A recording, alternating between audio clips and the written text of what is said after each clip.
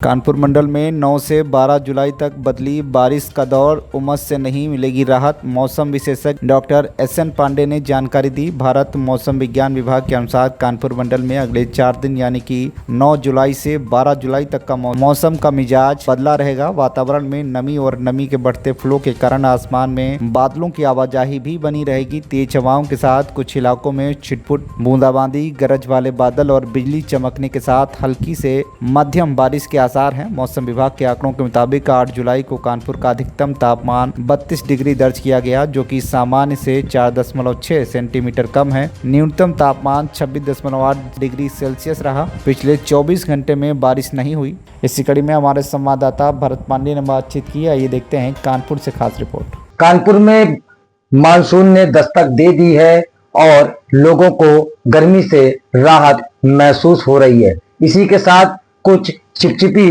प्रकार की गर्मी भी लोगों को महसूस हो रही है। आगामी मानसून के आने के बाद किसानों को किस तरीके से अपनी फसलों को सुरक्षित रखना है और किस तरीके के एहतियात बरतने हैं, जनमानस को किस तरीके के एहतियात बरतने हैं, इन सभी मुद्दों को लेकर हमारे बीच कानपुर के मौसम विशेषज्ञ डॉक्टर एसएन पांडे जी मौजूद हैं। इन्हीं से जानेंगे कि आगामी किस प्रकार से मौसम को लेकर लोगों को तैयारियां करनी चाहिए। सर, हमारे चैनल में स्वागत है। क्या कहेंगे सर मौसम को लेकर? देखिए, अभी तक जिस तरह से हमारा मानसून कमजोर माना जा रहा था, क्योंकि अल्नीनो, जो सुपर अल्नीनो जिसको कहते हैं, स्ट्रॉन्ग अल्नीनो का वैश्विक रूप से बताया गया था, और उसी कारण से अभी भी देखे जो हमारा डिस्ट्रीब्यूशन है बारिश का वो अच्छा नहीं है। और जो क्लाइमेट चेंज का बड़ा असर होता है उसमें जो सबसे बड़ी बात होती है कि एक्सट्रीम इवेंट्स होते हैं। आप देखिए, कानपुर शहर में अभी तक लगातार बारिश हो रही है और एक दिन 100 मिलीमीटर बारिश भी दर्ज की गई, तो ये बहुत भारी बारिश की श्रेणी में आती है। लेकिन आसपास अगर आप देखिए, एयरफोर्स पे कुछ 40 मिलीमीटर बारिश दर्ज की गई और कानपुर देहात के अकबरपुर में, लूरा में, झिंझक में 5 से 7 मिलीमीटर बारिश दर्ज की गई।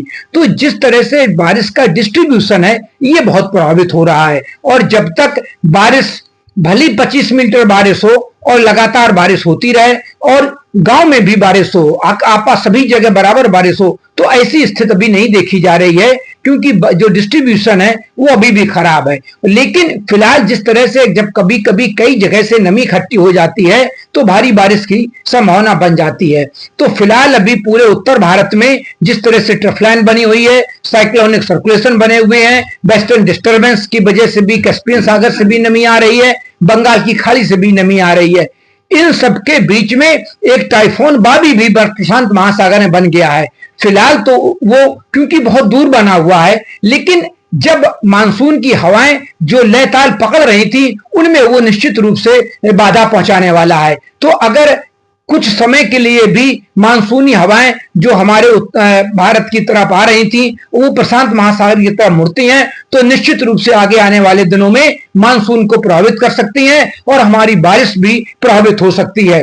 तो फिलहाल तो अभी इस हफ्ते में बारिश होने की संभावना है, लेकिन जो बारिश है ना, कहीं हो रही है कहीं नहीं हो रही है, तो ये निश्चित रूप से किसानों के माथे पर बल डालने वाली है। क्योंकि बारिश अगर सभी जगह होती है तो हमारी धान की रुपाई भी होती है, इसी के साथ जो हमारी और फसलें हैं खरीफ की, सब में पानी की व्यवस्था हो जाती है। लेकिन ऐसा हो नहीं पा रहा है और ये जुलाई फर्स्ट वीक में ये है। और जो हमारा जून गया था वो पूरे देश में 42% बारिश कम थी, कानपुर देहात में 99% बारिश कम थी, कानपुर में 46% बारिश कम थी, पूरे मंडल में 23% से लेके और 99% तक बारिश कम दर्ज की गई थी जून में, जो बहुत जरूरी होती है बारिश। तो फिलहाल जिस तरह से मानसून अभी भी है, इरेटिक है, कहीं बारिश हो रही है कहीं नहीं हो रही है तो बहुत ज्यादा हो रही है। कानपुर ऐसे शहर में जब बहुत ज्यादा बारिश होती है तो हमें जलभराव की समस्या का सामना करना पड़ता है। हमारे अंडरपास भर जाते हैं और जनहानि से लेके तमाम मकान गिरने से लेके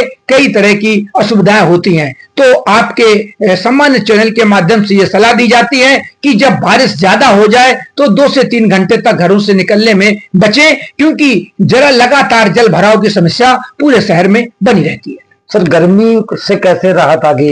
देखिए, जब इस तरह का मौसम होता है तो जो एटमॉस्फेयर में ह्यूमिडिटी होती है उसका परसेंटेज 80-90 तक होता है, और जब 80-90 का परसेंटेज बना रहता है और जैसी धूप निकलती है तो हमें उमस भरी गर्मी महसूस होती है, और उस समय यूवी इंडेक्स और वेट वर्ड तापमान दोनों बढ़ जाते हैं, जो हमारे स्वास्थ्य पर नकारात्मक प्रभाव डालने वाले होते हैं। इसमें हमें डिहाइड्रेशन से लेके तमाम तरह स्वास्थ्य संबंधी की दिक्कतें आने की संभावना बनी रहती है। ये थे कानपुर से मौसम विशेषज्ञ पांडे सर, जिन्होंने बताया कि आगामी मौसम किस प्रकार का होने वाला है, बारिश की क्या स्थिति है, किसानों को किस तरीके से सजग रहने की आवश्यकता है और जनमानस भी आगे किस प्रकार से सजग रहे। मैं Bharat Pandey, TV1 India news, Kanpur.